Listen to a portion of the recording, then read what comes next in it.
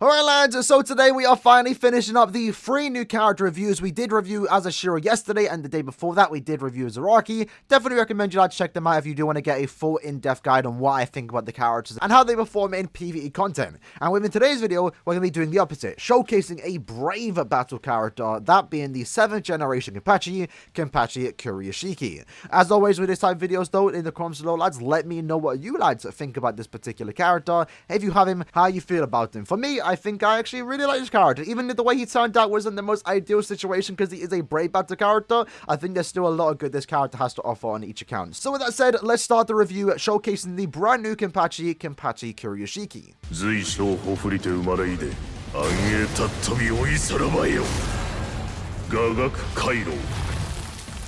So Kuruyashiki is a technique captain with the captain kill ability. His soul trait is 20% DR, and he comes equipped with the following skills. In brave battles only, he prevents last ditch survival. When he's under half stamina, he decreases the damage taken by 50%. He increases his normal attack damage by 30%, and he also buffs his entire team, including himself, by 20% normal attack damage if they are a technique attribute sorry bomb. He then also has Berserker plus 50%, Flurry plus 2, Ignore brave battle invincibility, and also Pierce barrier. And then you have a look at his innate skills. He comes with Sprinter plus 1, weaken duration minus 100%, and also Poise. So with the skills that he does have, you can already tell from the get-go that he is designed for brave battles. A lot of his skills are designed for that particular game mode, such as Pierce barrier, Ignore brave battle invincibility, Prevent last ditch, for example, are all brave battle centered skills, and unfortunately don't really do anything for him in normal PvE content.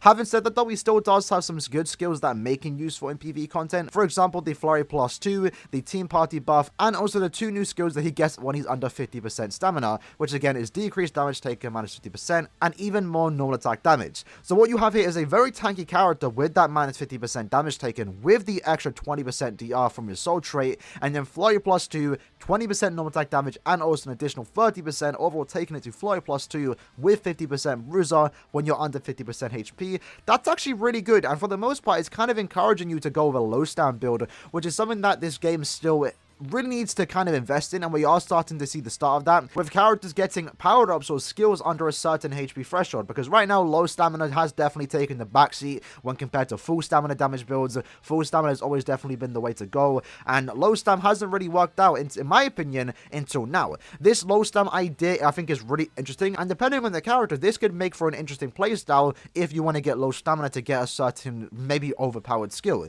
In this case, Kuruyashiki under 50% is taking 50% less damage and also getting 30% more normal attack damage. That's going to be great in a lot of different content, but most importantly in brave battles. And even though we are mainly going to focus on brave battles, let's quickly break down how this character can perform in normal PvE content. The first one being Guild Quest. Now in Guild Quest he is going to perform pretty decent here because again he is a NAD character. You could use him as a side lane and his damage output isn't bad whatsoever. Again, Flurry plus 2 with 20% normal attack damage is very good, and it can get even better if he does go under 50% HP, which can easily happen depending on the team that you are actually using. One of the big problems this character does have when it comes to Guild Quest though is that he does have weakened immunity, which is great for what he wants to be used in, brave battles, but in the Guild Quest if you are deciding to use him, unfortunately he himself is not immune to paralysis. So what that does mean is that you're going to have to bring links or accessories to make it so he can be immune to paralysis. It's personally not that big of a deal because you can easily get around with that with, you know, accessories, links, and bonus abilities, but it's still something worth mentioning if you do decide to take this character into Guild Quests.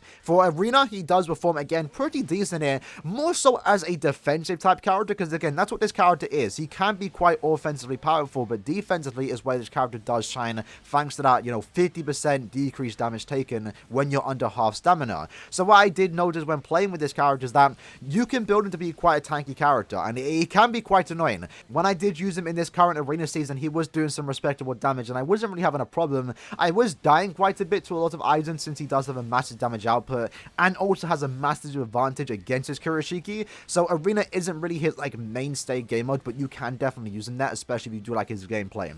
Where he will more so shine is defensively though, because again under 50% HP he's going to be taking 50% less damage and also doing more damage. So depending on the rules, you might get one shot by this Kuruyashiki, and at the same time it might take you more strong attacks to actually kill this character, because he can be a really tanky character if you go down that DR route. However, he doesn't have any dodges, so he's not really that toxic, but for a speed character character, it might be quite annoying to go against him since, you know, you're just going to be doing a lot less damage under 50% HP. I tried to avoid him with my speed characters, and again, it performed relatively well. What I would have liked to have on this character, though, in Arena is at least Last Ditch, because with Nad's characters, they have to get up close and personal, and because of that, I did find myself dying quite a bit to someone like 6th Anniversary Aizen. But again, as I did mention, he's nothing amazing in Arena, definitely still somewhat worthwhile using if you do like his gameplay, especially when it is currently sword damage ×2, where his non-attack damage are doing significantly more damage. For Epic Raid, he's actually a really good character for this game mode. Of course, Epic Raids really does favor Nad characters, especially ones like this, that can do a lot of damage. At the same time, Epic Raids also somewhat encourages a low stamina damage build,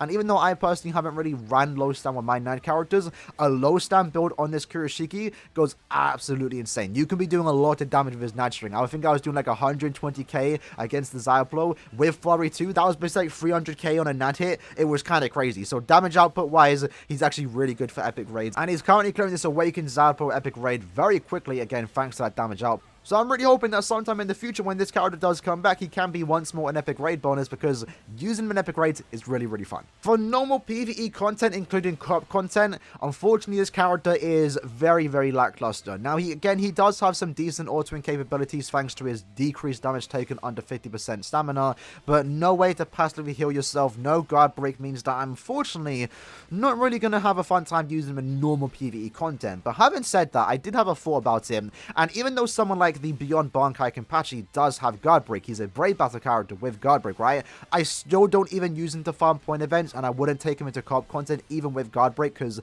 melee Nad characters don't do that well. Even Soifon, the best melee Nad character in the game, does still somewhat struggle against co-op content because they aren't really designed for it. If you're a Nad character and you want to be used in co-op content, it's better that you're a ranged character. So Kuruyashiki, for the most part, yes, does lack guard break, and it really does suck, but it's basically only stopping him from being used in point events, so it's not even that big of a deal in my opinion. It would have been nice if he did have it, but again, even if he did, it wouldn't really change the way I play his character. I wouldn't be using him in co-op content anyway, so for me, it's not really that big of a deal. That said though, let's start focusing on the main part, and probably the main reason why you did click on this video, how he performs in Brave Battles. Now, what I really like about his character in Brave Battles is the way they designed him. Very much like the Beyond Bankai KENPACHI, he is really, really good in Brave Battles, but at the same time, he is not stupidly broken. What we have seen in the last year or two since the introduction of invincible characters is that it's completely unfair, and for the most part, it ruined the meta. I feel like Brave Battles was in a very, very bad state last year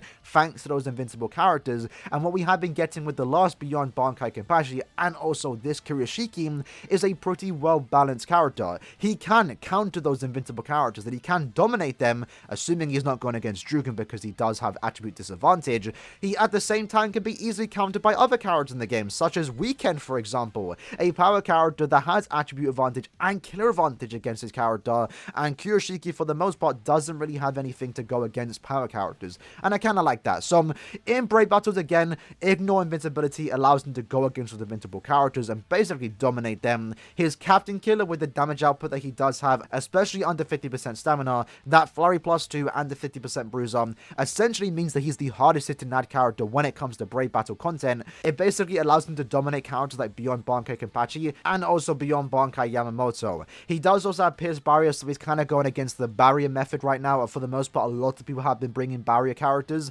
because KENPACHI basically started that meta 5 months ago, introducing the barriers, and everyone's now using barriers. So having Pierce Barrier on this character allows him just to go through that current meta. Additionally, I also do want to mention that Prevent Last Ditch Survival makes him really, really dominant when paired with someone like the Beyond Bankai KENPACHI, because again, once more, the current meta for the last year or two is that a lot of people have been bringing Last Ditch links, and having this character with KENPACHI essentially allowing that if he, assuming he defeats the character he goes against and KENPACHI defeats the character he goes against, it instantly becomes a 3v1. Those two characters that Beyond Bankai KENPACHI and this Kuruyashiki defeat, they aren't going to get revived, and I think that's a really kind of stupid, broken ability when paired together, that it instantly just becomes a 3v1, assuming they do kill them. Again, he can be countered against 6th Anniversary Aizen, Weekend, for example. Even the Desert Side Yoruichi does fare well against that KENPACHI, so I feel like he's a really healthy character to the meta. A very balanced character, yet also at the same time offensively powerful if you do own him. If you don't own him, you can kind of get around him. He's not that much of a threat to go against, but using him, he's going to be dominating any team he puts him against. You're going to have an easy time defeating teams teams that are normally better, because that prevent last ditch, the damage output that he has, the ignore and Brave Battle invincibility, ignore barriers, for example. He's a really cool character in Brave Battles. And you know what? I know it really does suck that he did end up being a Brave Battle character, but at the same time, you know, certain characters fall out the meta relatively quick. In this case, though, I'm going to be using him every single day when I play Brave Battles, and Brave Battles is receiving a somewhat buff in the future, so it's something to look forward to. I think this character is really cool, and again, visually too, I feel like Killer did a pretty good job with this character, considering that they didn't really have much to go off of. As far as the novels go, he really didn't do much besides the fight as a Shiro, in which he only used his Shikai. I know some people wanted him to use his Bankai, and that would have been cool to see, you know, actually adapted into the game, but for the most part, he doesn't even use his Bankai in the novel. It's just mentioned what it can do, so I can see why they didn't go down the route of him using his Bankai, because he doesn't use it, and it's staying true to the character. He's not allowed to use it. He literally chose not to use his Bankai against Azashiro because it would have damaged his teammates. So I can kind of forgive Caleb for not even giving us the Bankai. It's perfectly fine. But yeah, overall, I think he's a really cool character. I'm going to be using him a lot in Arena, using him a lot in Epic Raids, and using him daily in Brave Battles. So yeah, it does suck he's a Brave Battle character, but I'm still getting my usage out of him. I don't think it's that big of a deal anymore. But of course, I would have preferred if he was a really overpowered SP character. Don't get me wrong. But with that said, like that was the video for today, just showcasing this new character. We did a bit different. Normally when it comes to the Brave Battle characters, I just showcase them in Brave Battles, but I wanted to kind of talk about this character a bit more in other content, because he's definitely still worthwhile talking about when it comes to those, you know, other pieces of content this game actually has to offer. And as always, before we do end the video, in the comments below, as I already did mention at the start of the video, let me know what you like to think about this character, how you feel about him. Let me know what your counter is actually to this character. For me, I'm whipping out 6th Anniversary Aizen again. It's fun dominating Brave Battles with 6th Anniversary Aizen again. So that said, hopefully you guys enjoyed the video. I'll see you guys next time. Peace.